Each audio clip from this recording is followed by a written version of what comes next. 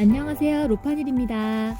이번에는 하울 영상 때 보여드린 스티커랑 친구한테 선물 받은 엽서와 마테 등을 사용해 동양풍 로맨스 판타지, 속칭 동로판 혹은 동판풍 다꾸를 해보려고 합니다. 동양이라는 표현은 사실 그 범위가 애매하잖아요. 동쪽이라는 것도 유럽 기준이고요. 드넓은 유라시아 대륙에서 아프리카 대륙까지 역사상 어느 한때는 동방으로 칭해지지 않은 곳이 적겠지만 편의상 그리고 흔히 사용하는 의미의 범주상 이번 영상에서 동양풍은 극동아시아로 범위를 한정합니다. 동양 판타지는 역사가 길지만 아무래도 대중적인 관심은 서양 판타지에 비해 좀 적은 게 아닌가 하는 생각이 들어요. 헐리우드 감독이 동판으로 엄청 기깔나는 블록버스터를 자꾸 뽑아내는 것도 아니고 전 세계 어린이들이 헬로윈에 신선 등장을 하는 것도 아니니까요. 하지만 우리는 평소 자각을 안 해서 그렇지 동판에 의외로 많이 노출되어 있더라고요. 학교 다니면서 다 구운몽 배우고 은혜 갚은 두꺼비 배우고 나쁜 짓 하는 사람에게 천벌 내린다고 말하잖아요. 한국 사람이 쓰는 판타지가 아무리 주인공 이름이 메리고 맨날 오크 잡으면서 빵 먹어도 한국 정서가 담긴 한국 판타지일 수밖에 없듯이 한국인의 세계관에 있는 판타지는 결국 동양 판타지인 것 같아요. 컨텐츠에서는 주 향유자의 취향에 따라 편의상 서판, 동판을 구별해놓고 있지만요. 이번 다꾸를 위해 재료를 준비하면서 정말 신났어요. 왜냐하면 저는 동판, 서판 다 쓰는데 이번 다꾸에 들어갈 사신 스티커는 용용 죽겠지에서 남주와 서브남주였던 용과 현무가 들어가거든요.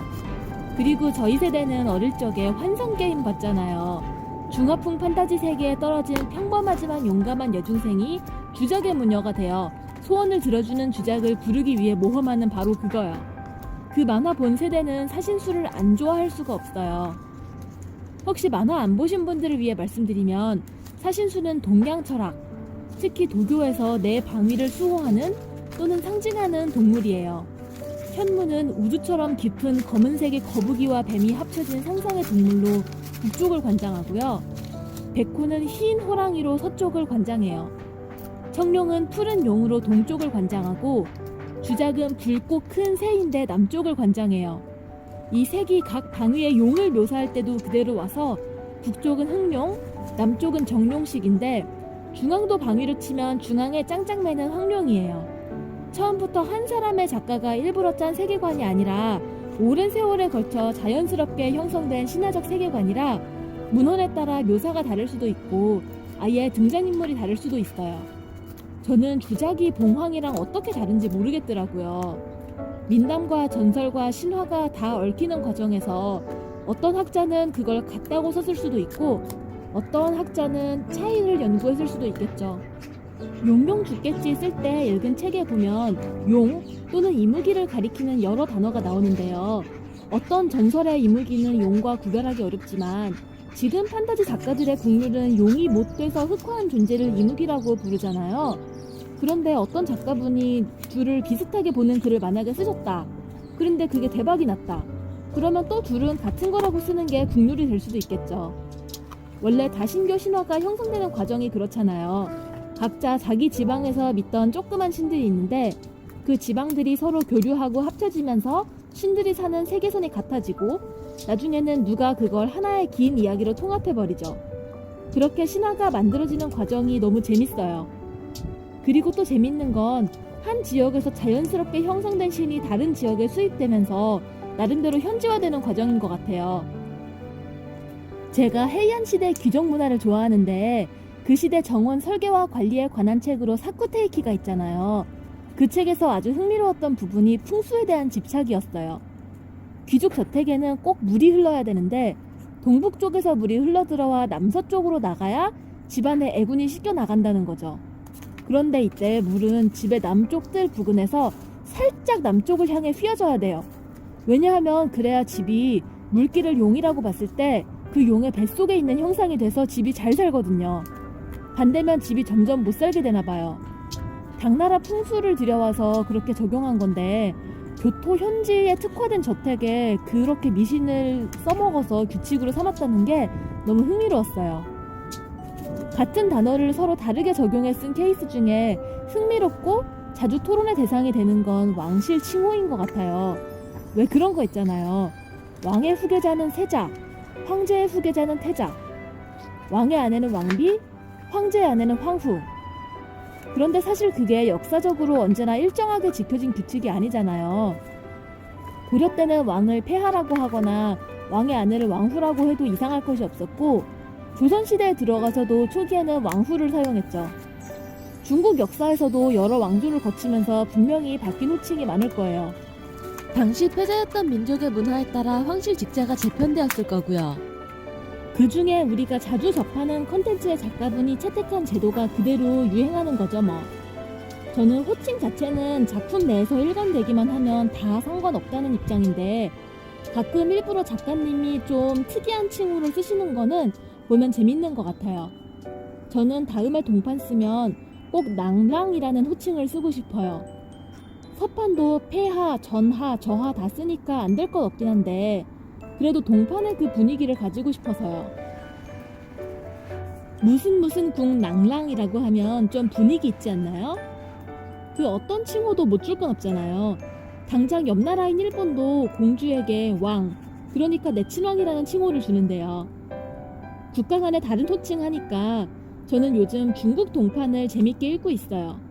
예전에 우연히 폐후의 귀환을 읽은 다음부터 그 작가의 작품을 찾아보면서 그렇게 된 건데, 생각해보면 중국 소설을 한국인들이 재밌게 읽어온 건 유구한 역사가 있잖아요. 저 어릴 때도 당장 무협은 김용을 읽는 게 진짜라고 판타지랑 무협 읽던 사람들은 다 그렇게 말했고요. 조선시대나 그 이전에도 삼국지 다 읽고 200이나 두보의 시를 다들 인용했고요. 하지만 저희 세대쯤은 포청천, 황제의 딸 그런 콘텐츠에다 무협 소설이 익숙하니까 보통은 중국 소설 보면서 사조, 사숙, 사저, 대인 이런 거 배웠거든요. 근데 지금 읽는 언정 소설은 강호가 아니라 궁정이나 또는 어떤 대갓집 후원 이런 데가 배경인 게 많으니까 왕야, 대야, 소야, 소부인, 대소저 이런 거 배우고 있어요. 특히 같은 집에 사는 같은 성씨의 사촌 형제들끼리 친형제가 아니어도 서로 큰형, 셋째 동생 하는 게 문화 차이가 느껴져서 흥미롭더라고요. 지금보다 더 시족 사회 분위기가 강했을 땐 한국도 혹시 비슷한 게 있었을까? 궁금해져요. 꼬리에 꼬리를 물고 수다를 떠는 동안 사신수 스티커를 붙일 때가 되었네요. 사신수 중에서 전 지금 붙이고 있는 현무를 좀 좋아하는 편이에요. 물론 다 좋아하긴 하죠. 누구나 청룡 좋아하고, 주작은 환상게임 이후로 제 마음속 스테디셀러고, 백호는 호랑이가 멋있어서 좋아하거든요. 그런데 현무는 조형이 너무 흥미로운 거예요. 뱀과 거북이는 둘 다 신화에서 중요한 등장인물이잖아요. 뱀이야 뭐 청룡, 나가, 에덴 동산의 뱀, 요르문간드 셀 수 없는 이야기에 아주 거대한 존재감을 가지고 등장하고요. 거북이는 옛날 중국에서 점칠 때도 등껍질을 썼고, 인도 신화에서 세계를 바치고 있기도 하지요. 백제의 멸망을 예언한 현상 중에도 거북이 등에 새겨진 글자가 등장하고요. 두 동물 다 옛날 사람들이 보기에 영원히 사는 것 같고, 하나는 굉장히 생활에 위협적인 실질적인 존재였고, 하나는 신기한 갑옷을 입고 다니니까 아주 옛날부터 신화가 있었대도 자연스러운 것 같아요. 그래서 또 갑자기 제가 쓴 글 자랑을 조금 하자면, 용용 죽겠지에 나오는 별주부님은 아주 오래된 혈통 출신이에요. 지금 저는 사신수를 각자가 수호하는 방위에 맞춰서 붙이고 있어요. 북쪽에 현무, 서쪽에 백호가 들어갔으니까 남쪽은 주작이 가서 지켜요. 이거 이번에 광화문 하트렉스 가서 사온 푸푸남님 스티커인데 지금 큰일 났어요. 이분이 장검에 각색 금박 은박 용에 이집트 고양이 아주 제 취향인 걸 많이 내셨더라고요. 분명히 근시일 내로 방위별로 색 맞춘 용을 붙인 다꾸를 하고 있을 것 같습니다. 이번 다꾸는 동양풍 로판 컨셉이면서 제가 좋아하는 스티커들을 최대한 많이 활용해보는 게 제 목표였어요. 나름대로 목표에 맞는 다꾸가 되고 있는 것 같아서 만족스러워요. 사신수랑 금붕어, 엽서에서 오린 꽃은 말할 것도 없고, 그 외에 마음에 드는 건 저 둥근 모양 문 안으로 가지를 뻗은 복사꽃이에요. 굉장히 평온하고 화사한 봄날 풍경을 상상하게 해주면서 옛날에 배운 고전시가 떠오르잖아요. 동동에 그런 구절이 있었잖아요. 고지 안 해드니 세셔 가만하여라. 이 꽃은 약이라 먹는 황화도 아니고 지금은 9월도 아니지만 생각이 나더라고요. 이렇게 이번 다꾸 끝났습니다. 봐주셔서 감사합니다. 안녕.